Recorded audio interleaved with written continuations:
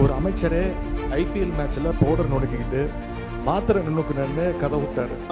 அந்த சமயத்துல திராவிட முன்னேற்ற கழகத்தின் ஆட்சி தான் நடந்தது. அப்போ ஸ்டேடியம் வாசல்ல இருந்து இவங்கெல்லாம் வந்து அந்த மாதிரியான போதைப் பொருள் வித்தாங்கன்னு சொல்லி ஒத்துக்கிறாங்களா? அப்போ அவரை பத்தி சொன்னதுக்கு நீங்க பதில் சொல்லுங்க. அதை விட்டுட்டு ஏன்டானா நீங்க மத்தவனை பத்தி பேசுவீங்க. உன்னை நீங்க எடுத்தீங்களே அந்த கார்ல தண்ணீங்களே அது என்னன்னு சொல்லுங்க. சபை நாகரிகம் கருதி நான் அதை வெளியிடவில்லை, யாருடைய பெயரையும் குறிப்பிடவில்லை. அதை அவர்கள் இத்தோடு நிறுத்திக் கொண்டால் கண்டிப்பா நீங்க வந்து அவருக்கு எதிர்கட்சி தலைவருக்காக பேசுங்க. உட்காருங்க. நீங்க அவரை தான் உட்கார சொல்லிட்டு நீங்க பேசக்கூடாது. உட்காருங்க.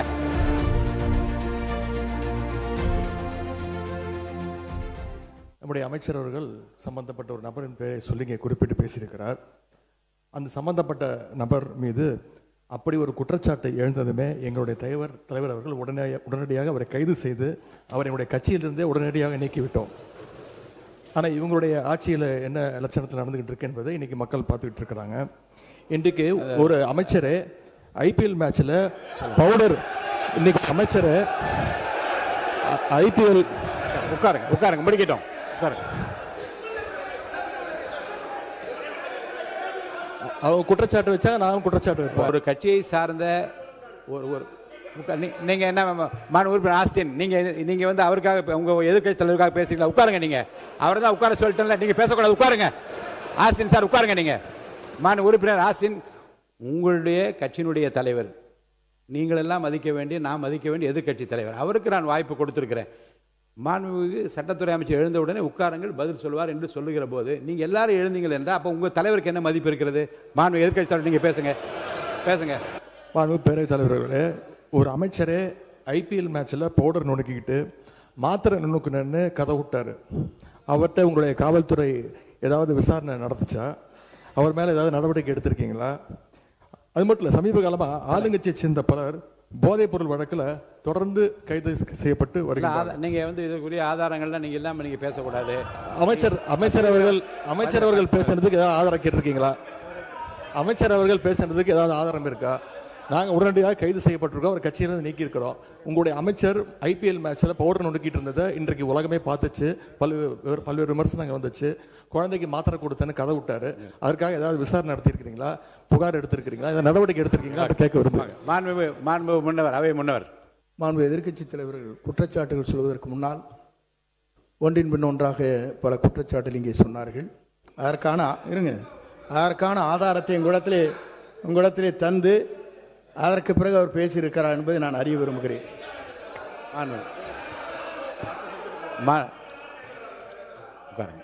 மாண்புமிகு சட்டத்துறை மாண்புமிகு பேரவைத் தலைவர்களே, நான் குறிப்பிட்ட அந்த போதை கடத்தல் மன்னன் ஜாவத் சாதிக் சம்பந்தப்பட்ட எந்த பெயரையும் நான் சபை நாகரிகம் கருதி சொல்லவில்லை. அதே நேரத்தில் அந்த வழக்கில் ஒன்றிய அரசு டெல்லியில் பதிவு செய்யப்பட்ட வழக்கு தான் தவிர்த்து இங்கே எந்த வழக்கும் பதிவு செய்யப்படவில்லை. அவரை காப்பாற்றும் முயற்சியாக நடந்தது. இவர்கள் தேவைப்பட்டால் யார் யாருடன் எந்தெந்த வகையில் புகைப்படம் எல்லாம் அப்போது சமூக வலைதளத்தில் எல்லாத்தையும் வெளியானுச்சு. சபை நாகரிகம் கருதி நான் அதை வெளியிடவில்லை, யாருடைய பெயரையும் குறிப்பிடவில்லை. அதை அவர்கள் இத்தோடு நிறுத்திக் கொண்டால் கண்டிப்பாக நம்மளுடைய அரசு எந்த வகையிலும் போதைப் பொருள் கடத்தலை தடுக்கவும் போதைப் பொருட்களை தடுக்கவும் தான் முதலமைச்சர் உத்தரவிட்டுள்ளார். இல்ல இந்த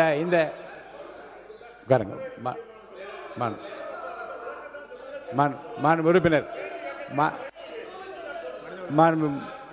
மனிதவளத்துறை அமைச்சர் அவர் சொல்லட்டும். அவரை பத்தி சொன்னதுனால சொல்லட்டும். மனிதவளத்துறை அமைச்சர். மாண்புமிகு பேரவைத் தலைவர் அவர்களே, அதாவது ஸ்டேடியம்ல இருந்து இந்த மாதிரி நடந்ததுக்கான விளக்கத்தை ஆல்ரெடி அளித்தாச்சு. அதுல அவங்களுக்கு பல்வேறு முரண்பாடுகள் இருக்கலாம், பல்வேறு கருத்துக்கள் இருக்கலாம். அப்படி இவங்க சொல்றாங்கன்னா அந்த சமயத்துல திராவிட முன்னேற்ற கழகத்தின் ஆட்சி தான் நடந்தது. அப்போ ஸ்டேடியம் வாசல்ல இருந்து இவங்கெல்லாம் வந்து அந்த மாதிரியான போதைப் பொருள் வித்தாங்கன்னு சொல்லி ஒத்துக்கிறாங்களா? அப்போ அதனால ஆதாரம் இல்லாமல் விளக்கம் கொடுத்ததுக்கு அப்புறமோ தேவையில்லாத பேச எனக்கு கூட தான் வந்து இப்ப செய்திகள்ல நீங்க சொல்லக்கூடாதுன்னு சொல்றீங்க. என்னோட அதாவது என் துறையை சார்ந்த கிட்டத்தட்ட அரசு வேலை கொடுக்கறதா சொல்லி 888 கோடி ஊழல் பண்ணிருக்காங்க. எனக்கு பல்வேறு முரண்பாடுகள் இருக்கு.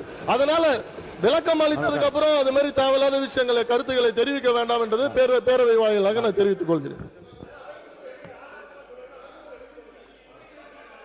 மாண்பு உறுப்பினர் உட்காருங்க. அவரை பற்றி குற்றச்சாட்டு சொன்னால் அதற்கு பதில் பதில் சொல்லிட்டாரு. அதை விடுத்து விட்டு ஒரு ரெய்டில் எங்கேயாவது செக்குது 888 கோடின்னு ஒரு கேஸ் பதிவு பண்ண சொல்லி இடி சொன்னாங்கன்னு சொல்லி பெர்சீவ் பண்ணி அது வேலை கோர்ட்டில் இருக்குது சப்ஜெக்ட். கோர்ட்டில் இருக்கிற சப்ஜெக்டை இவர் கூப்பிட்டு பேசுகிறது அது எப்படி சரியாக இருக்குமா? ஃபுல் விளக்கம் நான் சொல்ல முடியுமா அதுக்கு? எனவே அதை அவை குறிப்பிலிருந்து நீக்க வேண்டும். 1.